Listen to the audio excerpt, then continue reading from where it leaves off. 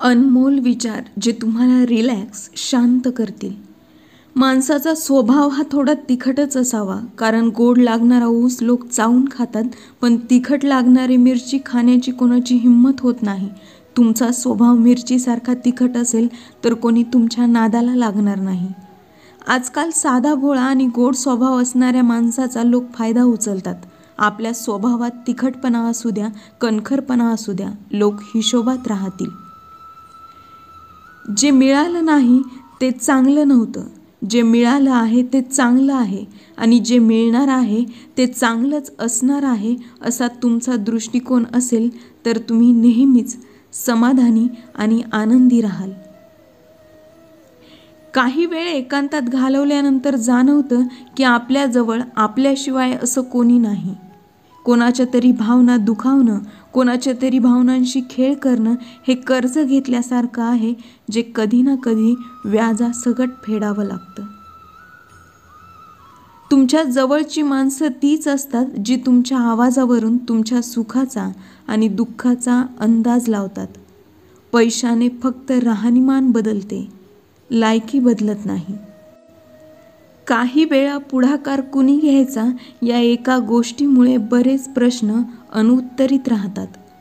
मनातून उतरलेल्या लोकांना आपल्या डोक्यातून आणि आपल्या आयुष्यातूनही काढून टाका. स्वतःला घडवण्यात वेळ द्या, म्हणजे तुम्हाला इतरांना दोष देण्यास आणि इतरांचे दोष काढायला वेळच मिळणार नाही.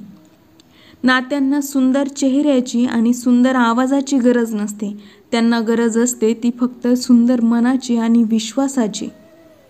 सुसंवाद हा फक्त एक शब्द आहे, पण जर तो कोणाशी केला तर मनातील अनेक वाईट विचारांचा मळ दूर होऊ शकतो.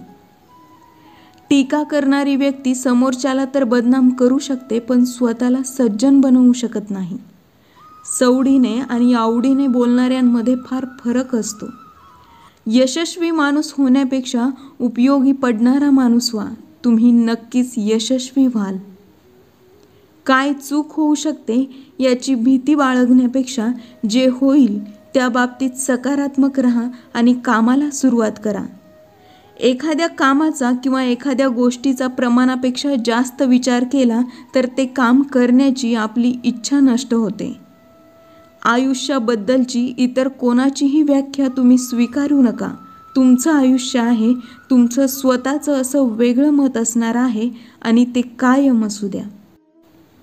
मित्रप्रेम असा खेळ आहे जो दोघांनी जीव लावून खेळला तर दोघेही जिंकतात, पण एकाने जरी माघार घेतली तर दोघेही हरतात. आपल्यामधील विश्वास पर्वतालाही हरवू शकतो, पण आपल्या मनामधील शंका हा नसलेला पर्वत देखील आपल्यासमोर उभा करू शकते. आयुष्यात नेहमी आदर्श बनण्याचा प्रयत्न करा. आदर्श आहे हे दाखवण्यात आपला वेळ वाया घालवू नका. माणसाजवळ पत हवी, ऐपतही हवी आणि दुनियेला ठोकरण्याची जिगरही हवी, तरच तुम्ही जगाच्या कौतुकाला पात्र ठरतात. चेहरे ओळखता येत नाहीत, स्वभावही ओळखता येत नाहीत, कारण दिसते तसे नसते. प्रत्येकाच्या मनात काही वेगळेच असते, पण माणसाची कृती सगळं दाखवून देते. चेहरा कितीही सुंदर असला तरी जिभेवर कडवटपणा असेल तर लोक तोंड फिरवून घेतात. असामान्य माणसाची 3 लक्षणे असतात. ते चुकीचं काम करत नसल्याने त्यांना कोणतीही चिंता नसते, त्यांच्याकडे ठाम विचार असल्याने त्यांच्या मनात कोणताही गोंधळ नसतो आणि ते प्रामाणिक असल्याने त्यांना कशाचीही पर्वा नसते. माणसाला ठेच लागली तर त्याचं चालणं कायमचं सुधारतं, म्हणून आयुष्यात ठेच लागणं गरजेचं आहे. माणसाला त्याने केलेला संघर्ष नक्कीच थकवतो, पण माणसाला तो संघर्ष बाहेरून सुंदर आणि आतून मजबूत बनवतो. आयुष्यात आज आलेल्या संघर्षाचा जो सामना करेल त्यालाच उद्याचं सुख अनुभवायला मिळेल. आपल्या मुलाला वाईट सवय लागल्या असतील तर त्याच्या लग्नापेक्षा त्याच्या उपचारांबद्दल विचार करा. दुसऱ्याच्या मुली म्हणजे तुमच्या बिघडलेल्या मुलांना सुधरवण्यासाठीच्या मशीन नाहीत. सत्य हे कधी पाहणाऱ्याच्या आणि ऐकणाऱ्याच्या इच्छेचा विचार करत नाही.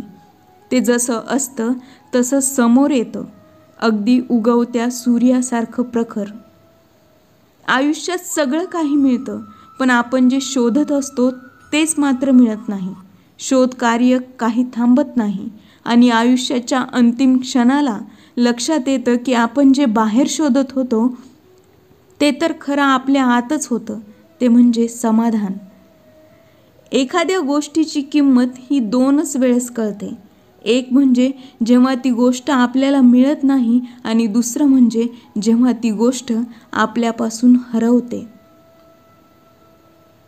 ज्या व्यक्तीजवळ संयम, समाधान आणि सहनशीलता असते त्या व्यक्तीजवळ कुठल्याही परिस्थितीवर मात करण्याची क्षमता असते.